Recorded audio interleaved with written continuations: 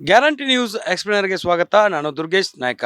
ರಾಜ್ಯದಲ್ಲಿ ಕಳೆದ 9 ದಿನಗಳಿಂದ ನಡೆಸಿದಂತಹ ಹೋರಾಟಕ್ಕೆ ಇದೀಗ ತೆರೆ ಬಿದ್ದಿರುವಂತದ್ದು. ಸಿಎಂ ಸಿದ್ದರಾಮಯ್ಯ ಕಬ್ಬು ಬೆಳೆಗಾರರಿಗೆ ಸಿಹಿಯನ್ನ ನೀಡುವ ಮೂಲಕ ಸಂತಸವನ್ನ ಇಮ್ಮಡಿಗೊಳಿಸಿದ್ದಾರೆ. ಜೊತೆಗೆ ರಾಜ್ಯದಲ್ಲಿ ಕಬ್ಬು ಬೆಳೆಗಾರರಿಗೆ ಒಂದು ಹೊಸ ದರವನ್ನು ನಿಗದಿ ಮಾಡುವ ಮೂಲಕ ಸಾಕಷ್ಟು ಗುಡ್ ನ್ಯೂಸ್ ಅನ್ನ ನೀಡಿರುವಂಥದ್ದು. ಯಾಕಂದ್ರೆ ರಾಜ್ಯದಲ್ಲಿ ಸಾಕಷ್ಟು ಉತ್ತರ ಕರ್ನಾಟಕ ಭಾಗದಲ್ಲಿ ಕೂಡ ಏನು ಕಬ್ಬು ಬೆಳೆಗಾರರು ಹೋರಾಟವನ್ನು ಮಾಡ್ತಾ ಇದ್ರು. ನಿರಂತರವಾಗಿ ನಿಗದಿತವಾದಂತಹ ದರ ಸಿಗ್ತಾ ಇಲ್ಲ ಅನ್ನುವಂಥ ಕೂಗು ಕೇಳಿ ಬರ್ತಾ ಇತ್ತು. ಸರ್ಕಾರ ಈ ಒಂದು ದರ ನಿಗದಿ ಮಾಡುವಲ್ಲಿ ಸಾಕಷ್ಟು ವಿಳಂಬವನ್ನು ಮಾಡ್ತಾ ಇದೆ.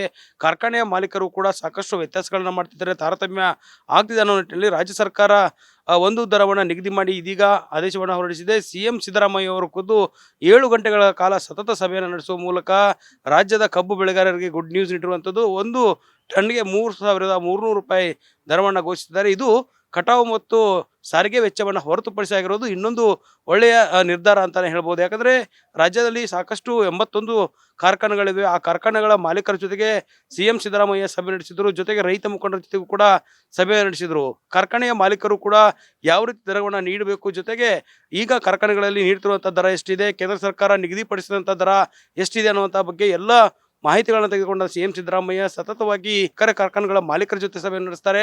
ಅದಾದ ಬಳಿಕ ರೈತರ ಜೊತೆಗೆ ಮತ್ತೆ ಸಭೆ ನಡೆಸ್ತಾರೆ. ಅದಾದ ಬಳಿಕ ಮತ್ತೆ ಮಾಲೀಕರ ಜೊತೆ ಒಂದು ಸಭೆಯನ್ನು ನಡೆಸಿ ಒಂದು ದರವನ್ನು ನಿಗದಿ ಮಾಡಿರುವಂಥದ್ದು. ಸರ್ಕಾರ ಮತ್ತು ಕಬ್ಬು ಕಾರ್ಖಾನೆಗಳ ಮಾಲೀಕರ 55 ರೂಪಾಯಿ ಕೊಡಬೇಕು ಅನ್ನೋ ನಿಟ್ಟಿನಲ್ಲಿ 3,200 ನಿಗದಿ ಮಾಡಿದಂಥ ದರವನ್ನು 100 ರೂಪಾಯಿ ಹೆಚ್ಚಳ ಮಾಡಿ 3,300 ನೀಡುವಂತೆ ಈಗ ಸಿಎಂ ಸಿದ್ದರಾಮಯ್ಯ ಅವರು ಮಹತ್ವದ ಆದೇಶವನ್ನು ಹೊರಡಿಸಿದ್ದಾರೆ.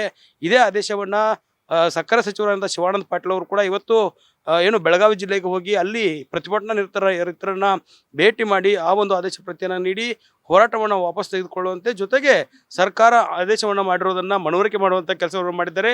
ಬಿಜೆಪಿ ಕೂಡ ರೈತರ ಹೋರಾಟಕ್ಕೆ ಬೆಂಬಲವನ್ನು ನೀಡಿತ್ತು. ಹೀಗಾಗಿ ಬಿಜೆಪಿಯಿಂದ ಈ ಒಂದು ಹೋರಾಟದಲ್ಲಿ ಗೆಲುವಾಗಿದೆ ಅನ್ನೋ ನಿನ್ನೆ ವಿಜೇಂದ್ರ ಅವರು ಸಂಭ್ರಮಾಚರಣೆ ಮಾಡಿ ಸಿಹಿ ಹಂಚಿದ್ರು. ಯಾಕಂದ್ರೆ ಕಳೆದ 5 ದಿನಗಳಿಂದ ಹೋರಾಟವನ್ನು ರೈತರು ಮಾಡ್ತಾ ಇದ್ರು. ಆ ಒಂದು ಹೋರಾಟದ ಸಂದರ್ಭದಲ್ಲಿ ಯಾರೂ ಕೂಡ ಸಚಿವರು ಹೋಗಿರಲಿಲ್ಲ. ಹೀಗಾಗಿ ನಾನು ರೈತರ ಪರವಾಗಿ ಹೋಗಿ ಅವರಿಗೆ ಬೆಂಬಲವನ್ನು ನೀಡಿದ್ದೆ. ಇದರಿಂದ ಸರ್ಕಾರ ಎಚ್ಚೆತ್ತುಕೊಂಡಿದೆ. ಇದನ್ನ 2 ತಿಂಗಳಿಗಿಂತ ಮುಂಚೆಯೇ ಮಾಡಿದರೆ ರೈತರಿಗೆ ಈ ರೀತಿಯ ಹೋರಾಟದ ಅವಶ್ಯಕತೆ ಇರ್ತಿರಲಿಲ್ಲ ಅನ್ನುವಂಥ ಮಾತನ್ನ ಹೇಳಿರುವಂಥದ್ದು. ಇತ್ತ ಆಡಳಿತ ಪಕ್ಷ ಮತ್ತು ವಿರೋಧ ಪಕ್ಷ ಇದರ ಲಾಭವನ್ನು ತೆಗೆದುಕೊಳ್ಳೋದಕ್ಕೆ ಮುಂದಾದರೆ ಕೆಲ ರೈತ ಸಂಘಟನೆಗಳು ಮತ್ತು ಕೆಲ ರೈತ ಮುಖಂಡರು ಇದನ್ನ ವಿರೋಧವನ್ನು ಕೂಡ ವ್ಯಕ್ತಪಡಿಸ್ತಾ ಇರುವಂಥದ್ದು. ಯಾಕಂದ್ರೆ ಆಯಾಯ ಜಿಲ್ಲೆಯಲ್ಲಿ ಆಯಾಯ ರೀತಿಯ ರಿಕವರಿ ಬರೋದರಿಂದ ಈ ಒಂದು ದರ ವ್ಯತ್ಯಾಸ ಆಗ್ತಿದೆ ಅನ್ನುವಂಥದ್ದು ಕೂಡ ಇರುವಂಥದ್ದು. ಹೀಗಾಗಿ ಆ ರಿಕವರಿ ಮಾಡುವಂಥದ್ದು ವೈಜ್ಞಾನಿಕವಾಗಿ ಆಗಬೇಕು.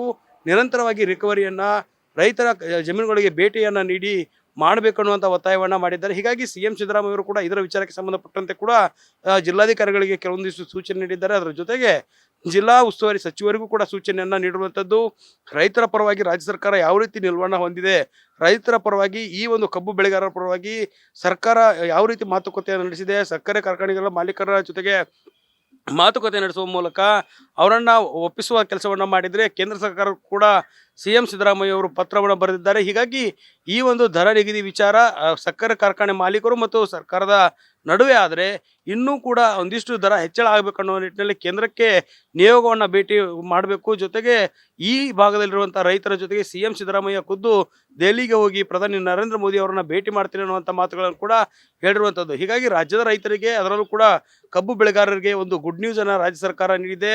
ಉತ್ತರ ಕರ್ನಾಟಕ ಭಾಗದ ಹಾವೇರಿ, ದಾವಣಗೆರೆ, ಧಾರವಾಡ, ಹುಬ್ಬಳ್ಳಿ, ಬೆಳಗಾವಿ, ಬಾಗಲಕೋಟೆ, ವಿಜಯಪುರ, ಬೀದರ್ವರೆಗೂ ಕೂಡ ಕಬ್ಬು ಬೆಳೆಯುವಂಥ ಜನರಿಗೆ ಇದೊಂದು ಉತ್ತಮವಾದ ದರ ನಿಗದಿ ಮಾಡಿರುವುದು ಸಾಕಷ್ಟು ಸ್ವಾಗತಕ್ಕೂ ಕೂಡ ಕಾರಣವಾಗಿದೆ. ಸರ್ಕಾರದ ನಿರ್ಧಾರವನ್ನು ಎಲ್ಲರೂ ಕೂಡ ಮೆಚ್ಚಿ ಸಂಭ್ರಮಾಚರಣೆ ಕೂಡ ಮಾಡಿದ್ದಾರೆ. ಕಳೆದ 9 ದಿನಗಳ ಹೋರಾಟಕ್ಕೆ ರೈತರಿಗೆ ಒಂದು ಸರ್ಕಾರ ಸ್ಪಂದಿಸಿರುವಂಥದ್ದು. ಜೊತೆಗೆ 3,300 ರೂಪಾಯಿ ನೀಡುವಂಥ ನಿಟ್ಟಿನಲ್ಲಿ ಆದೇಶವನ್ನು ಮಾಡಿದ್ರ ಜೊತೆಗೆ ಕಬ್ಬು ಬೆಳೆಗಾರರಿಗೆ ಒಂದು ಗುಡ್ ನ್ಯೂಸ್ ಅನ್ನು ನೀಡುವ ಮೂಲಕ ನಾವು ರೈತರ ಪರವಾಗಿದ್ದೇವೆ ಅನ್ನುವಂಥ ಸಂದೇಶವನ್ನು ಸಾರೋದಕ್ಕೆ ಮುಂದಾಗಿದೆ. ಇತ್ತ ಸಿಎಂ ಸಿದ್ದರಾಮಯ್ಯ ಕೂಡ ಇದರಲ್ಲಿ ಒಂದಿಷ್ಟು ರಾಜಕೀಯವನ್ನ ಮಾಡೋದಕ್ಕೆ ಮುಂದಾಗಿದ್ದಾರೆ. ಪ್ರಮುಖವಾಗಿ ವಿರೋಧ ಪಕ್ಷಗಳು ಕೇಂದ್ರ ಸರ್ಕಾರದ ಮೇಲೆ ಒಂದು ಒತ್ತಡವನ್ನು ಹೇರಬೇಕಾಗಿತ್ತು. ವಿಜೇಂದ್ರ ಆಗಿರ್ಬೋದು, ಪ್ರಹ್ಲಾದ್ ಜೋಶಿ ಅವರಾಗಿರ್ಬೋದು, ಈರಣ್ಣ ಕಡಾಡಿ ಆಗಿರ್ಬೋದು, ಮುರುಗೇಶ್ ನಿರಾಣಿ ಆಗಿರ್ಬೋದು, ಇವರೆಲ್ಲರೂ ಕೂಡ ಕೇಂದ್ರಕ್ಕೆ ಒತ್ತಾಯವನ್ನು ಮಾಡಬೇಕು. ಕೇಂದ್ರ ಸರ್ಕಾರವು ಕೂಡ MSP ದರವನ್ನು ಹೆಚ್ಚಳ ಮಾಡಬೇಕು ಅನ್ನೋ ನಿಟ್ಟಿನಲ್ಲಿ ಒಂದಿಷ್ಟು ಒತ್ತಾಯಗಳು ಕೇಳಿಬಂದಿತ್ತು. ಹೀಗಾಗಿ ಸಿಎಂ ಸಿದ್ದರಾಮಯ್ಯ ಅವರು ಕೂಡ ಈ ಒಂದು ಒತ್ತಡ ಹೇರುವಂಥ ಕೆಲಸವನ್ನು ವಿರೋಧ ಪಕ್ಷವಾಗಿ ಬಿಜೆಪಿ ಕೇಂದ್ರದ ನಾಯಕರಿಗೆ ಮನದಟ್ಟು ಮಾಡಬೇಕು, ಪ್ರಧಾನಿ ನರೇಂದ್ರ ಮೋದಿ ಅವರ ಮೇಲೆ ಒತ್ತಡ ಹೇರಿ ರೈತರ ಪರವಾಗಿ ನಿಲ್ಲುವಂತೆ ಒಂದಿಷ್ಟು ಮನವಿಯನ್ನು ಕೂಡ ಮಾಡಬೇಕು ಅನ್ನೋ ನಿಟ್ಟಿನಲ್ಲಿ ಈಗ CM ಸಿದ್ದರಾಮಯ್ಯ ಅವರು ಕೂಡ ವಾಗ್ದಾಳಿ ನಡೆಸಿದರು.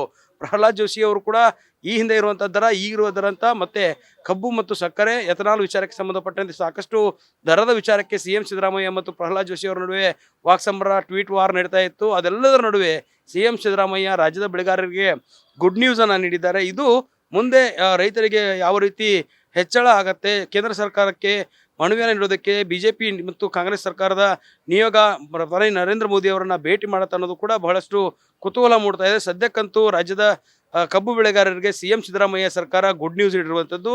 ಇದು ಸರ್ಕಾರದ ನಿರ್ಧಾರವನ್ನು ರೈತ ಸಂಘಟನೆಗಳು ಕೂಡ ಸ್ವಾಗತ ಮಾಡಿದ್ದಾವೆ. ಜೊತೆಗೆ CM ಸಿದ್ದರಾಮಯ್ಯ ಅವರು ಕೂಡ ರೈತರಿಗೆ ಮತ್ತು ಕಬ್ಬು ಬೆಳೆಗಾರರಿಗೆ ನಾವು ಯಾವ ರೀತಿ ಸ್ಪಂದಿಸಿದ್ದೇವೆ, ಬಿಜೆಪಿ ಯಾವ ರೀತಿ ಏನು ವಿರೋಧವನ್ನು ಮಾಡಿದೆ, ಜೊತೆಗೆ ಬಿಜೆಪಿಯ ವಿಚಾರಕ್ಕೆ ಸಂಬಂಧಪಟ್ಟಂತೆ ಕೇಂದ್ರ ಸರ್ಕಾರ ಕಬ್ಬು ಬೆಳೆಗಾರರಿಗೆ ಅಸಹಕಾರವನ್ನು ತೋರ್ತಿದೆ ಅನ್ನೋದನ್ನು ಹೇಳೋದಕ್ಕೆ ಈಗಾಗಲೇ ಸೂಚನೆಯನ್ನು ನೀಡಿರುವಂಥದ್ದು. ಹೀಗಾಗಿ ರಾಜ್ಯ ಸರ್ಕಾರದ ನಿಲುವನ್ನು ಈ ಒಂದು ಕೇಂದ್ರ ಸರ್ಕಾರ ಯಾವ ರೀತಿ ತೆಗೆದುಕೊಳ್ಳುತ್ತೆ, ಕಬ್ಬು ಬೆಳೆಗಾರರು ಯಾವಾಗ ಇವರಿಗೆ ಎಲ್ಲ ಒಳ್ಳೆಯ ದರ ಸಿಗುತ್ತೆ ಅನ್ನೋದನ್ನ ಕಾದು ನೋಡ್ತಿದ್ದಾರೆ. ಹೀಗಾಗಿ CM ಸಿದ್ದರಾಮಯ್ಯ ಅವರ ಒಂದು ನಡೆಯನ್ನ ರಾಜ್ಯ ಕಬ್ಬು ಬೆಳೆಗಾರರು ಸ್ವಾಗತ ಮಾಡಿದ್ದಾರೆ. ಕ್ಯಾಮರಾ ಪರ್ಸನ್ ಶಿವ ಜೊತೆ ದುರ್ಗೇಶ್ ನಾಯಕ, ಗ್ಯಾರಂಟಿ ನ್ಯೂಸ್, ಬೆಂಗಳೂರು.